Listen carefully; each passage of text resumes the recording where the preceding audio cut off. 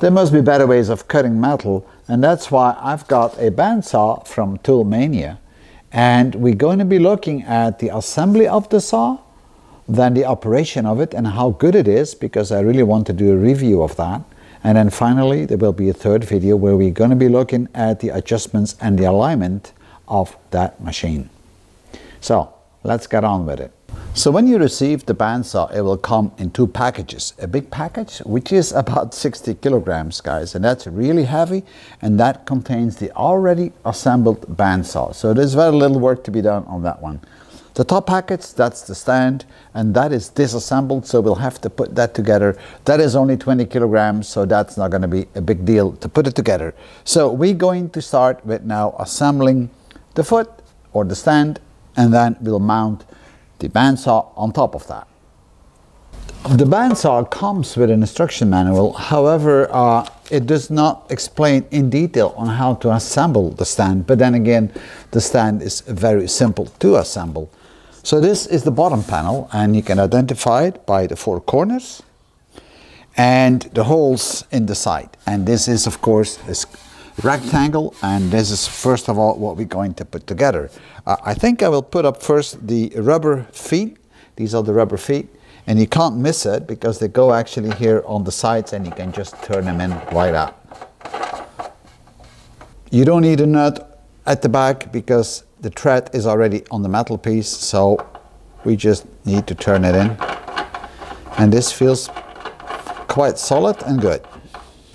So at the other side of the bottom panel you find these holes on both sides, and that's where the rod is going through for the wheels, and this is the rod or the axle for the wheels. You have to undo first of all on one side this bolt, and then you can actually slide it through. There we go. And then of course you need to undo this side before you can actually put the wheels up. And these are the wheels, and they have a bearing inside. They are slightly greased, but you have to watch out. Look inside the bearing that all the needles of the bearing are still in their place, because they could have been shifted during the shipment. Now I'm going to use some grease at the inside because I like my things to be done properly, and there is not a lot of grease inside. So let's do that, and then we'll put the wheels on. There we go. If you can't get the wheel on right away, that means that actually one of the needles of the bearings is not in the right place.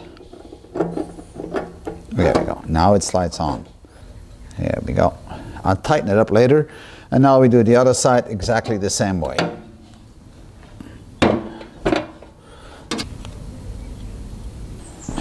Now tighten up the nuts on the wheels, and you're going to need a wrench 17.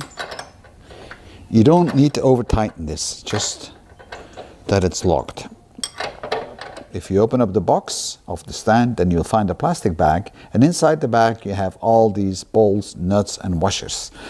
You will find 4 big bolts. These are the black ones here. These are used to bolt down the saw to the stand. They come with 4 big washers and 4 locking rings.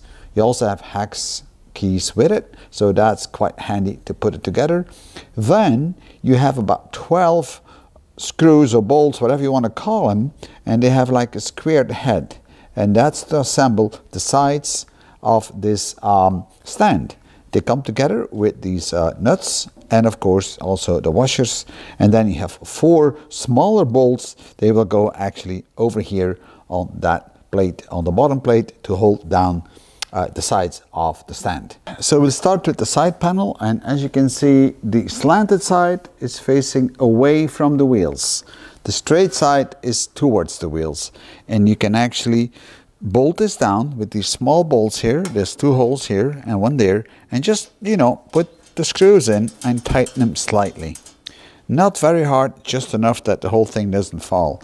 The next thing you do is we're going to take the back part. Now on the back part, make sure that those 2 holes are on the top, because these are the holes that are going to hold the saw in place. So place it on there against the other one, and then take these little bolts with the square head and put them in the square hole there. And that's why I'm saying don't tighten everything down yet, because you have to align things first, and otherwise if you tighten down everything from the start, you won't be able to put it together properly. All right, put a washer up in the back.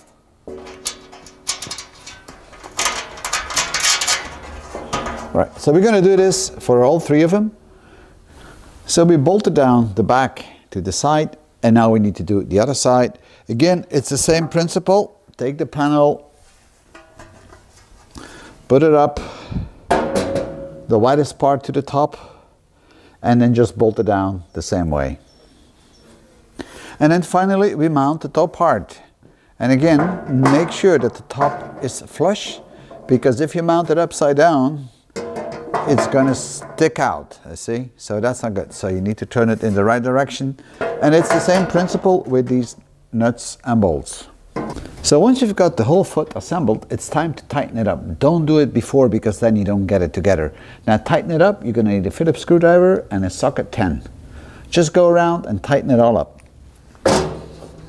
So the stand is now assembled, and I have to say it's a pretty good stand, and I didn't miss any parts. It all went together very well, so that is a good point. And now I'm going to lower down the actual saw onto the stand. I placed a piece of wood here, so because I still need to get the chain off, so that's the reason why I'm having that piece of wood. But of course, if you are with two people, then you can lift it on there easier. But I'm on my own, so that's the way I do it. Keep in mind that the back of the saw, that's where the engine is, has to be to the back of the stand. That's where the wheels are, and then we should be all set to go. So let me start lowering this and then try to put it in place.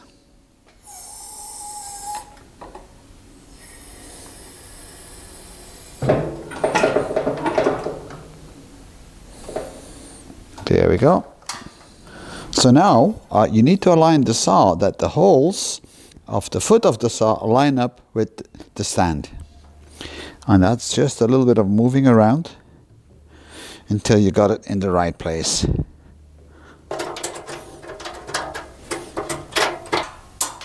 Don't over tighten.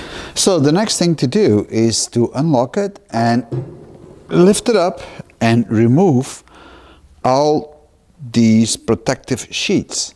These are greased sheets to protect the unpainted areas. So let's remove those. So use a dry cloth to clean all this up. Don't use any strong solvents or anything like that, because that is not good for the paint.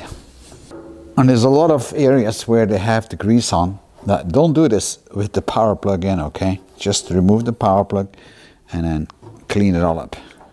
Now I'm not going to leave this unprotected, because then it's going to rust over time.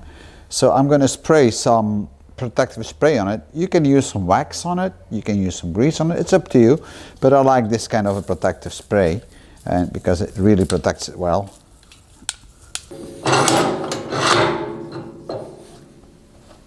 And then I slightly dry it off. I don't want to wipe it all off, just a little bit. And that's it. And the part that we are still missing is this spring. It sits actually in the box of the saw, so not in the stand. And we should have a couple of bolts, washers and nuts. And here they are, that we're going to need to install the spring.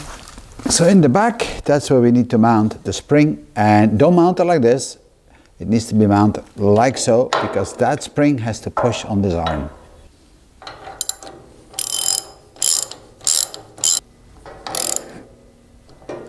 And that's actually the adjustment for the spring. The next thing what I would recommend is that you grease several areas, like this sliding area. See? And I put some on the other side as well. And also grease the thread of the blocking system.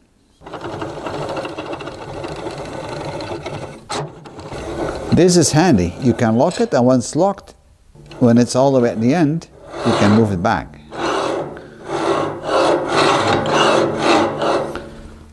So folks, we've done the assembly. Everything went quite well. I had no surprises. I got all the parts, nothing missing, nothing damaged, so that's good.